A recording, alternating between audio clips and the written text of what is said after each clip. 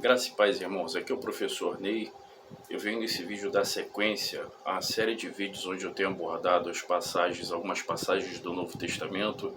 Eu estou falando do Evangelho de Mateus, no capítulo 5, onde eu já abordei do versículo 1 até o versículo 25. E hoje eu vou abordar dos versículos 21 ao versículo 26, o tema onde o Senhor Jesus Cristo abordou a respeito do homicídio e a respeito da desavença entre irmãos.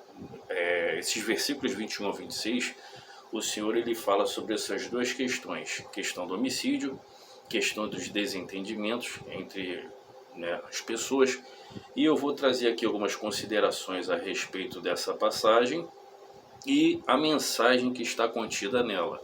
Então, sem mais delongas, eu vou ler aqui o texto, certo? Versículo 21 diz o seguinte: ó, visto que foi dito aos antigos, não matarás, e quem matar estará sujeito a julgamento. Eu, porém, vos digo, todo aquele que sem motivo se irar contra o seu irmão estará sujeito a julgamento, e quem proferir um insulto a seu irmão estará sujeito ao julgamento do tribunal. E quem lhe chamar é tolo estará sujeito ao inferno de fogo. Se, pois, ao trazeres ao altar a tua oferta, e ali te lembrares de que teu irmão tem alguma coisa contra ti, deixa perante o altar a tua oferta, vai primeiro reconciliar-te com teu irmão, e então voltando faz a tua oferta. Entra em acordo sem demora com o teu adversário, enquanto estás com ele a caminho, para que o adversário não te entregue ao juiz, o juiz ao oficial de justiça, e sejas recolhido à prisão. Em verdade te digo que não sairás dali enquanto não pagares o último centavo. Bem, eu vou fazer algumas considerações a respeito de algumas observações, certo? Dentro dessa passagem, e a seguir eu vou dizer a mensagem que está contida nela, porque muito mais importante do que essas considerações é a mensagem, certo? Então, vamos lá. Primeira coisa que nós devemos observar no versículo 21 é o seguinte: o Senhor Jesus ele abre esse discurso dizendo: ouviste o que foi dito aos antigos. Bem, normalmente quando o Senhor Jesus citava as escrituras do Antigo Testamento, ou quando ele citava algum escritor do Antigo Testamento, ele dizia: está escrito, certo? Porém, nesse caso aqui, o Senhor diz: ouviste o que foi dito aos antigos. Ora, qual é a diferença entre está escrito e ouviste o que foi dito? A maioria dos comentaristas concorda que quando o Senhor diz ouviste o que foi dito, ele não está fazendo uma referência direta a algum escrito do Antigo Testamento, mas ele está fazendo referência a forma como o Antigo Testamento era ensinado através dos mestres que o antecederam. Vale lembrar uma informação muito importante, isso vale para o Antigo Testamento e também para o Novo. É fundamental que você tenha em mente que, diferente dos dias modernos, a maioria dessas pessoas não tinha acesso às escrituras, certo? Hoje nós temos acesso facilitado às escrituras, seja através de um dispositivo eletrônico, um celular, computador, tablet, ou as várias impressões de Bíblias em diversas traduções. Hoje nós temos facilidade, pelo menos aqui em nosso país, nós temos um acesso facilitado à Bíblia, às Escrituras. Eu digo no nosso país porque existem países onde há perseguição e as pessoas lá elas não têm o acesso que nós temos. Mas aqui em nosso país nós temos um acesso livre às Escrituras através de uma variedade de formas. Entretanto, antes, propriamente da invenção da imprensa por Johann Gutenberg, muito antes disso, no passado, quando a Bíblia era impressa em diversas formas, códice, ou até mesmo mais antiga ainda, quando era feita em pergaminho, em papiro, enfim, as formas como ela era feita, as pessoas não tinham acesso. E ainda que elas tivessem acesso a essas escrituras, não diriam muita coisa, porque a maior parte da população era iletrada, eles não sabiam ler, eles não tinham a capacidade de leitura e interpretação do texto. Então era fundamental que essas pessoas tivessem acesso às escrituras através do ensino dos mestres. Por isso o Senhor ele diz dessa forma: ouviste o que foi dito aos antigos. Então ele estava fazendo uma referência à forma como a lei, a forma como as escrituras ela era passada para as pessoas da época. Uma outra observação também que eu quero fazer aqui é o seguinte, ele diz, ouviste o que foi dito aos antigos, não matarás.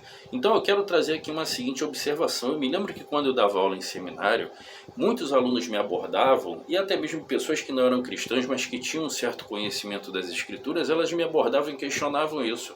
Ora, como é que a Bíblia diz não matarás, mas você vê o próprio Deus mandando Davi e outros guerreiros do Antigo Testamento matarem?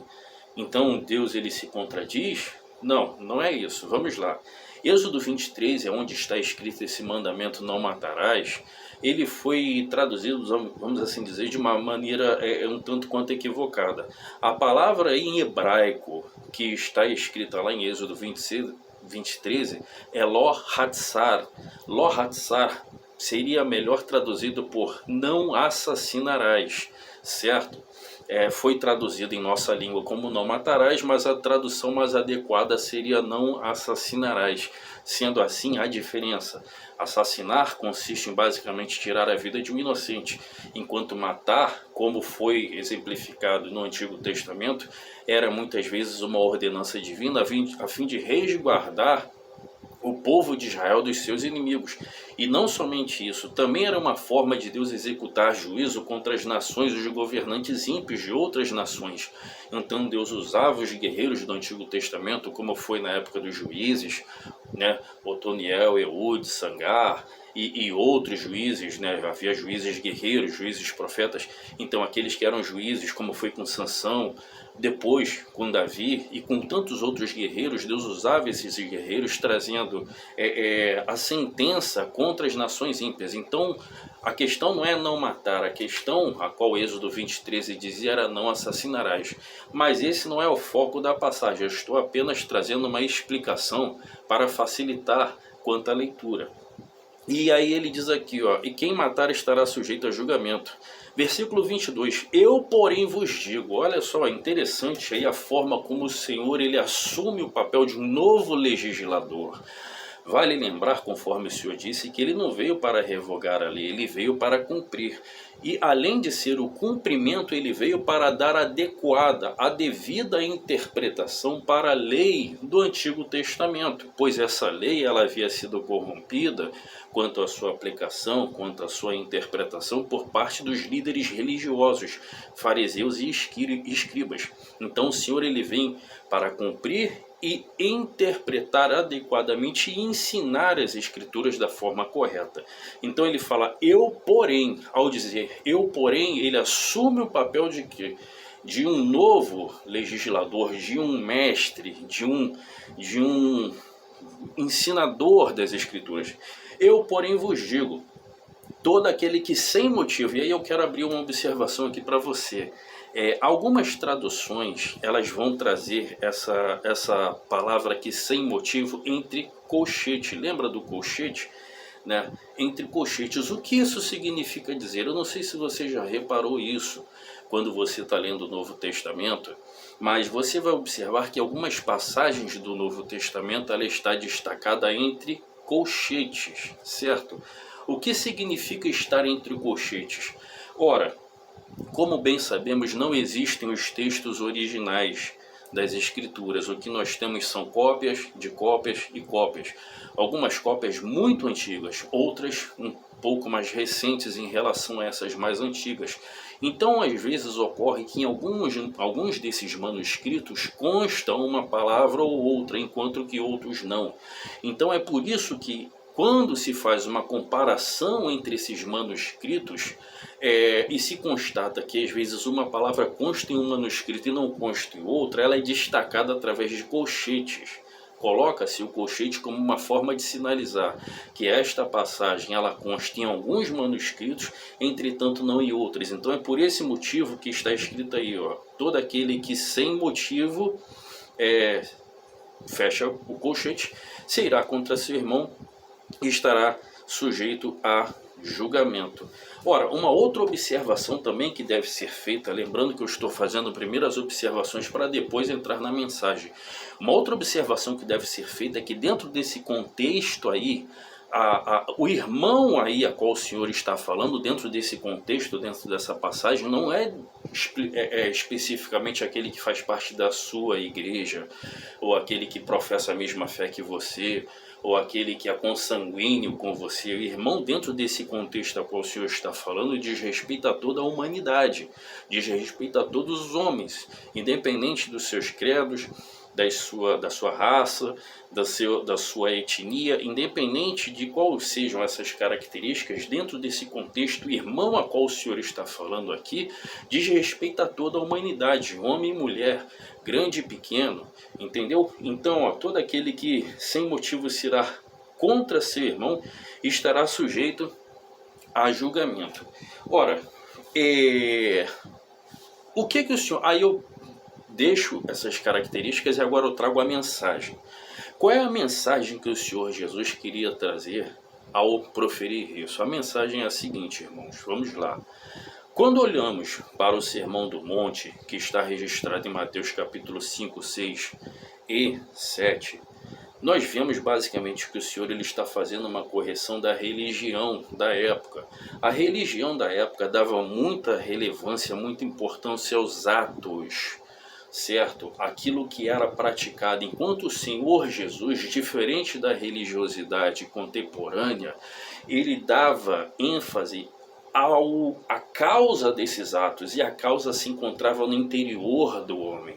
Então Jesus, diferente do que os líderes religiosos falavam da questão dos atos, o Senhor ele mostra que não é propriamente dito, o problema não é propriamente dito o ato, o problema é a causa do ato, ou seja, aquilo que se encontra no coração do homem. É isso que precisa ser tratado, pois a partir do momento que você trata a causa que está contida no coração do homem, logo você previne os atos. Então, basicamente o Sermão do Monte ele trabalha muito isso, e ao falar isso o Senhor quer dizer o seguinte: olha, o problema não está... Claro que o homicídio, ele é um problema, mas não é só o homicídio em si, é a causa que leva alguém a matar, que está no coração da pessoa. Então, independente dele ter agredido fisicamente, a agressão verbal a qual o Senhor está falando, motivado por uma ira pecaminosa, ela já é pecado. Ela já é pecado. Eu quero fazer a leitura aqui de um expositor bíblico que eu gostei demais da forma como ele expôs essa passagem. Eu quero compartilhar aqui com vocês. Veja bem, Jesus está ensinando uma lição muito importante. Ele está dizendo que a ira pecaminosa, do tipo que leva a dizer palavras amargas e ofensivas, é em sua própria natureza homicídio. É homicídio praticado no coração. A menos que se arrependa, a pessoa com essa espécie de atitude já enfrenta o castigo eterno no inferno. Seja o que for que possa parecer aos olhos humanos, aos olhos de Deus, essa pessoa já está condenada e está de caminho para a morte que jamais finda. Assim, enquanto os escribas e fariseus punham a ênfase no ato exterior, como se isso fosse a única coisa repreensível, Jesus liga o ato à má disposição do coração que está por trás disso.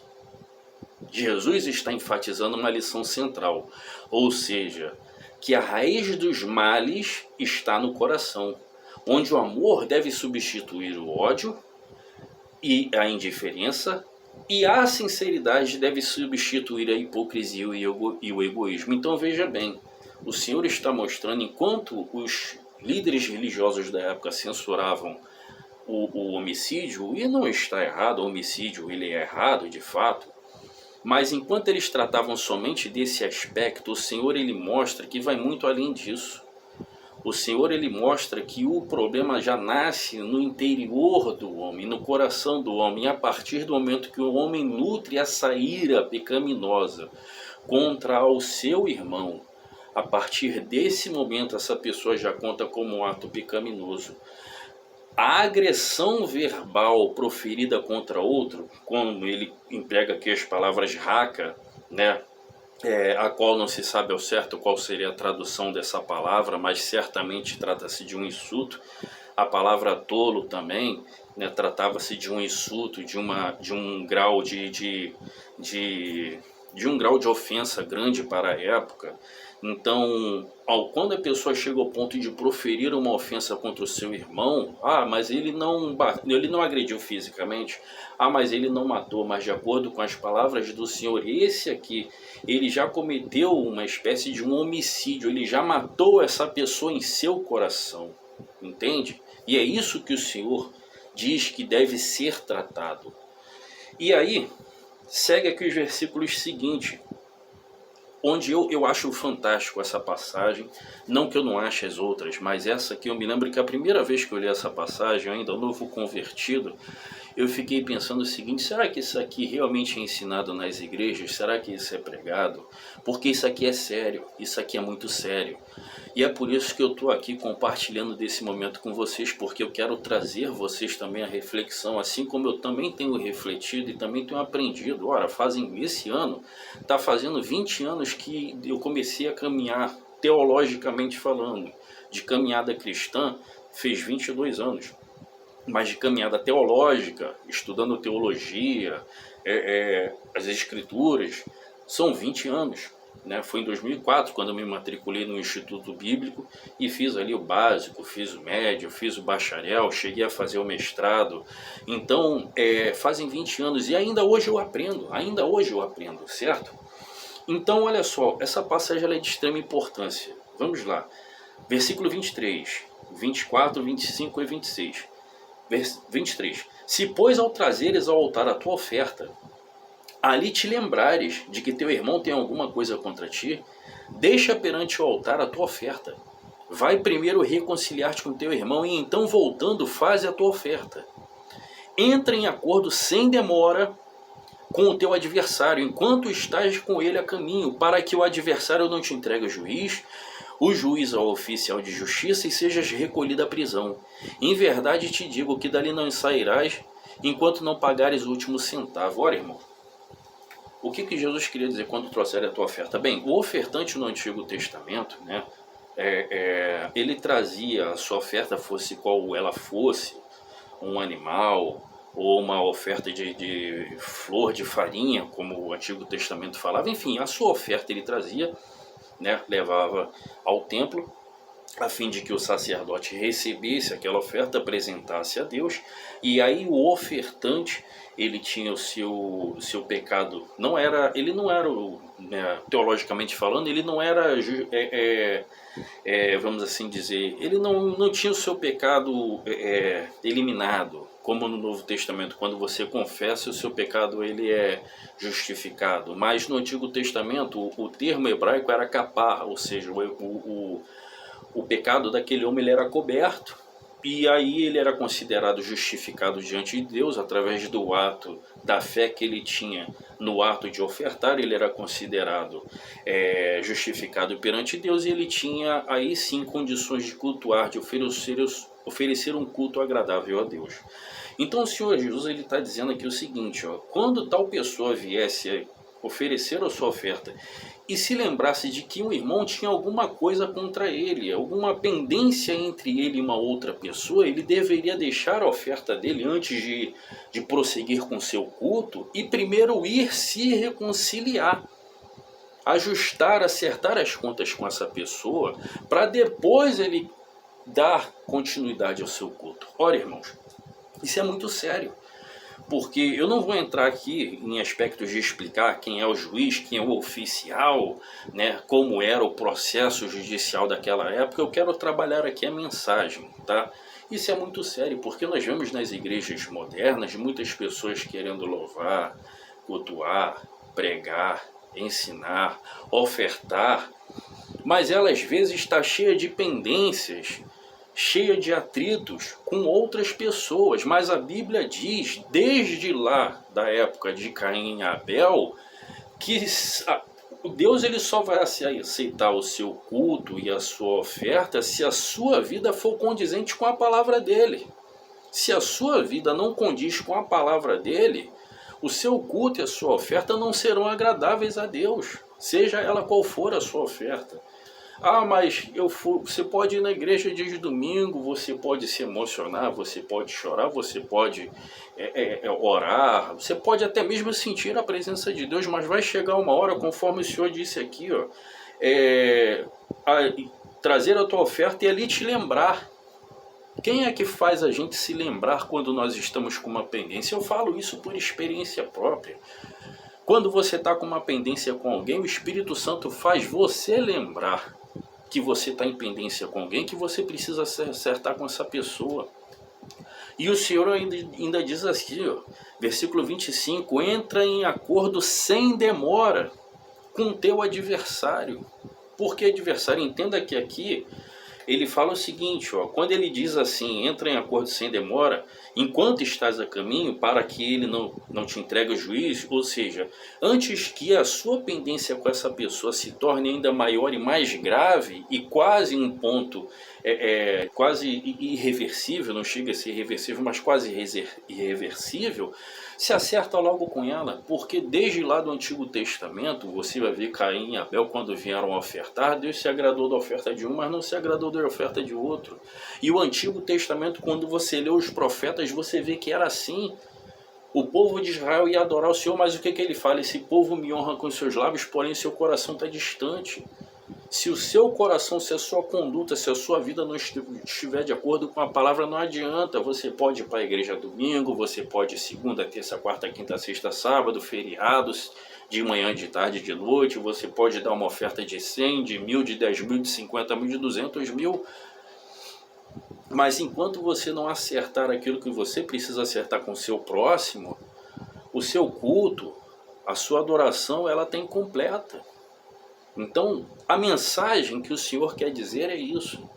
Se você vier oferecer o seu culto a Deus e o Espírito Santo, aqui eu estou contextualizando a mensagem, o Espírito Santo fizer você lembrar que há alguma pendência entre você e uma pessoa, seja ela da sua igreja, seja do seu parentesco, vizinho, eu sei que vizinho às vezes tira a gente do sério, mas se você tiver algo contra alguém, vai lá e se acerta.